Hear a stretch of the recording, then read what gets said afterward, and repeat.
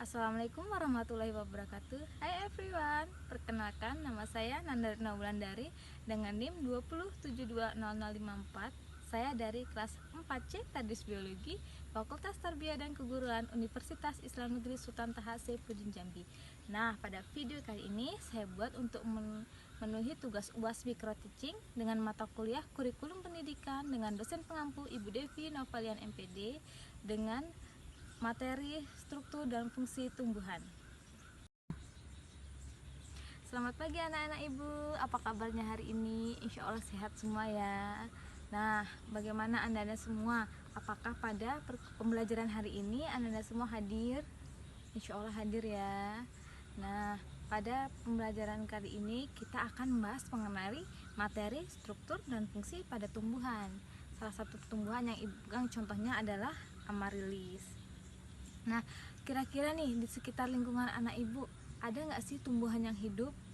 Contohnya adalah ya seperti di belakang ibu, yaitu tumbuhan Pinus mercurius atau nama latinnya adalah Tusam. Atau mungkin tumbuhan yang lain, contohnya adalah rumput, karena pada dasarnya rumput sendiri merupakan tumbuhan liar yang dapat hidup di mana saja. Atau bunga, baru pohon pinang atau pohon kelapa. Nah, itu termasuk tumbuhan ya. Nah, kira-kira anak-anak ibu tahu nggak sih apa saja struktur penyusun dari tumbuhan-tumbuhan tersebut dan bagaimana fungsinya? Karena itu, untuk mengetahui lebih mendalam struktur dan fungsi pada tumbuhan, mari kita bahas.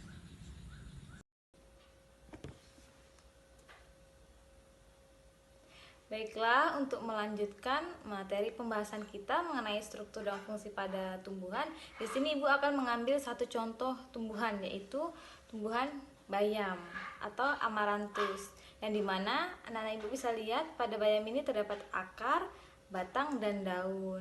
Kita akan membahas nih fungsi dari setiap bagian-bagian ini. Kita mulai dari akar. Apa sih fungsi akar?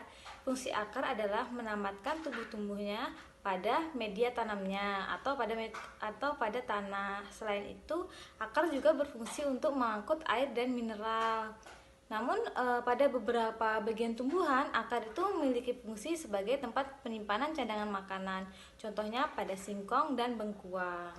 Lain halnya dengan tumbuhan bakau. Pada tumbuhan bakau, akar berfungsi untuk sebagai penghasil oksigen atau untuk bernafas. Nah, batang, apa sih fungsi batang? Nah, fungsi dari batang, jadi fungsi dari batang ini untuk menyokong bagian-bagian tumbuhan yang berada di atas tanah. Contohnya adalah daun, bunga, dan buah. Selain itu, fungsi dari tumbuhan yaitu sebagai jalannya pengangkut air dan mineral dari akar menuju ke daun. Selain itu juga sebagai jalannya pengangkut makanan dari daun ke seluruh tubuh tumbuhan.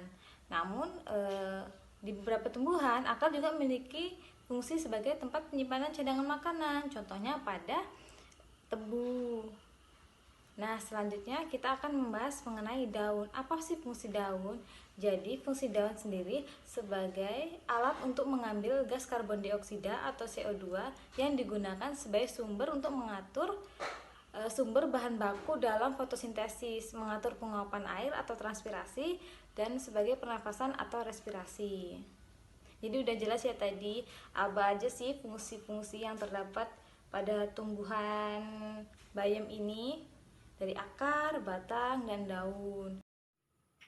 Untuk pembahasannya lebih lanjut, ibu akan membagi kalian menjadi beberapa kelompok, yang mana nanti setiap kelompoknya itu tugas kalian adalah mengidentifikasi struktur dan fungsi pada akar. Jadi kalian akan mengidentifikasi nih bagian-bagian dari akar tersebut. Nah, ini kelompoknya mau ibu yang membagi atau kalian yang membaginya sendiri? Ibu mau 5 kelompok. Nah, setiap kelompok itu terdiri dari 4 orang. Ya, kalau bisa dicampur antara laki-laki dan perempuan agar seimbang. Nah, jadi gimana? Apakah kelompoknya ibu yang menentukan atau kalian sendiri yang menentukan? Oke, ibu yang menentukan ya. Nah, itu tadi kelompoknya. Sekarang ibu akan memberi waktu kepada kalian untuk berdiskusi terlebih dahulu nih mengenai tugas nanti. Silakan berdiskusi.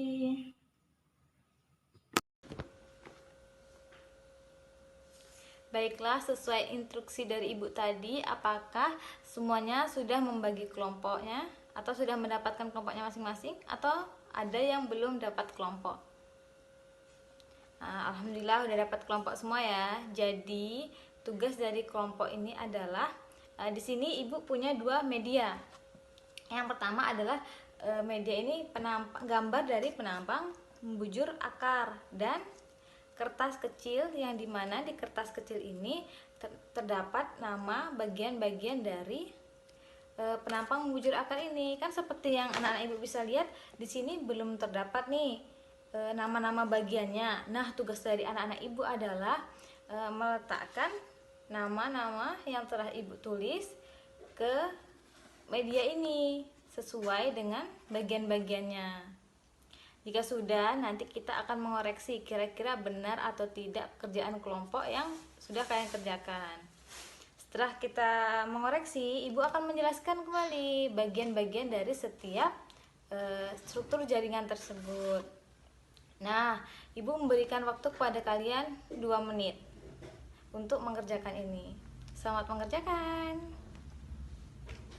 Nah, berhubung waktu yang Ibu kasih tadi sudah selesai, jadi Ibu rasa anak-anak Ibu sudah selesai semua ya mengerjakan tugasnya. Gampang kok, kan tadi cuma meletakkan nama-nama bagian dari penampang membujur akar ini. Nah, sekarang kita akan mengoreksi sama-sama kira-kira benar atau tidak pekerjaan kelompok yang telah kalian kerjakan. Kita mulai dari jaringan epidermis. Kira-kira gimana sih letak jaringan epidermis? Apakah di sini? Atau di sini? Atau di atas? Ya, benar sekali. Jadi ini adalah jaringan epidermis. Kita tempel dulu ya agar lebih mudah mengidentifikasinya. Jadi yang warna biru ini adalah jaringan epidermis. Jangan salah ya. Yang di pinggir ini adalah jaringan epidermis. Selanjutnya, jaringan apa yang akan kita identifikasi? Yaitu jaringan korteks. Di mana sih letak jaringan korteks? Ya, benar sekali. Yang warna kuning ini adalah jaringan korteks. Selanjutnya, setelah korteks, apalagi nih yang akan kita identifikasi? Apakah tudung akar, jaringan silinder pusat, atau meristem apikal? Coba kita akan mengidentifikasi jaringan silinder pusat, atau kita akan mengidentifikasi letak dari silinder pusat. Jadi letak silinder pusat sendiri adalah di sini. Di atas yang warna kecil ini adalah silinder pusat. Ini kita tempel dulu ya. Selanjutnya, ini kan tadi udah ada epidermis, korteks, dan silinder pusat. Selanjutnya apa nih? Rambut akar. Sepertinya ini udah nggak perlu susah-susah lagi ya, udah kelihatan dengan jelas nih yang mana nih rambut akar. Jadi yang di pinggir ini adalah rambut akar. Tempel dulu. Selanjutnya kita akan mengidentifikasi jaringan meristem, apikal, dan tudung akar. Jadi yang tengah ini yang berwarna orange adalah jaringan meristem apikal. Dan yang terakhir adalah tudung akar. Mudah ya tugas dari Ibu. Ini Ibu rasa tidak menyulitkan sama sekali. Gimana? Ada yang salah? Yang salah jangan dirubah dulu ya, karena Ibu ingin melihat dulu. Nah, nanti jika sudah Ibu lihat, maka akan kalian rubah sesuai tata letak seperti milik Ibu. Selanjutnya, Ibu akan membahas mengenai fungsi-fungsi dari setiap bagian ini.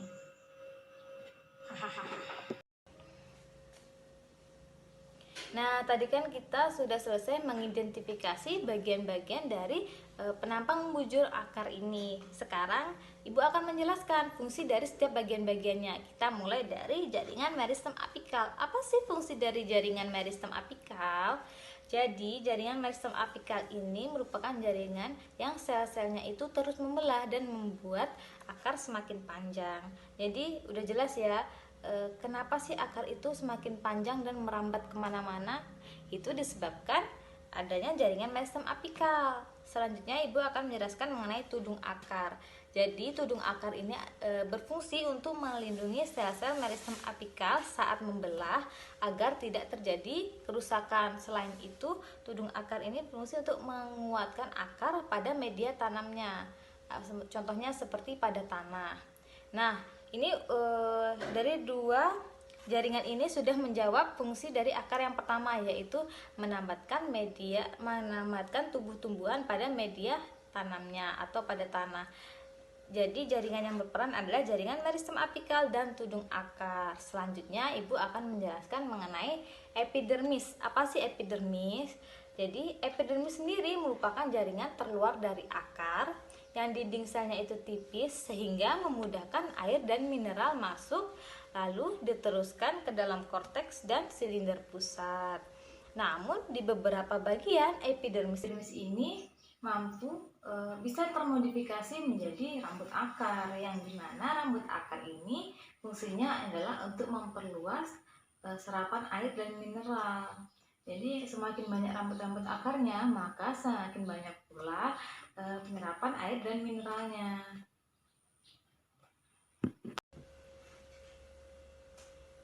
Nah, jadi jaringan terdalam dari jaringan epidermis adalah jaringan korteks, yang dimana jaringan korteks ini tersusun atas jaringan parenkim yang dinding selnya itu tipis dan tersusun renggang. Apa sih fungsinya? Fungsi dari jaringan korteks ini adalah untuk menyimpan cadangan makanan. Jadi itu sudah menjawab mengenai tadi mengenai fungsi dari akar yang kedua, yaitu sebagai tempat penyerapan air dan mineral dan cadangan makanan. Apa yang berperan? Jaringan apa yang berperan? Yaitu jaringan epidermis, korteks, silinder pusat, dan rambut akar. Nah, ini tadi pembahasan. Jadi gimana mengenai pembahasan kita hari ini? Kira-kira apakah ada yang ingin bertanya dari anak-anak Ibu? Tidak ada? Ya udah, tidak apa-apa jika tidak ingin bertanya. Nah, tadi sudah jelas berarti ya dari yang pertama pembahasan kita yang pertama tadi mengenai bagian-bagian dari tumbuhan. Lalu kita lanjutkan ke struktur dan fungsi jaringan pada akar. Nah, berhubung waktunya juga sudah mau habis, sampai Ibu cukupkan pembelajaran kita sampai di sini. Pesan Ibu, jangan lupa terus belajar, diulas kembali materinya. Nah, dan jangan lupa jaga kesehatan. Sekian dari Ibu, wabillahi taufiq wal hidayah. Wassalamualaikum warahmatullahi wabarakatuh. Nah, itulah tadi video pembahasan video micro teaching mengenai struktur dan fungsi pada tumbuhan. Saya mohon maaf sebelumnya apabila terdapat kesalahan dari penyebutan nama ilmiah ataupun penyebutan bagian-bagian pada tumbuhan tersebut. Lebih dan kurangnya saya mohon maaf. Wabillahi taufiq wal hidayah. Wassalamualaikum warahmatullahi wabarakatuh. See you, bye-bye.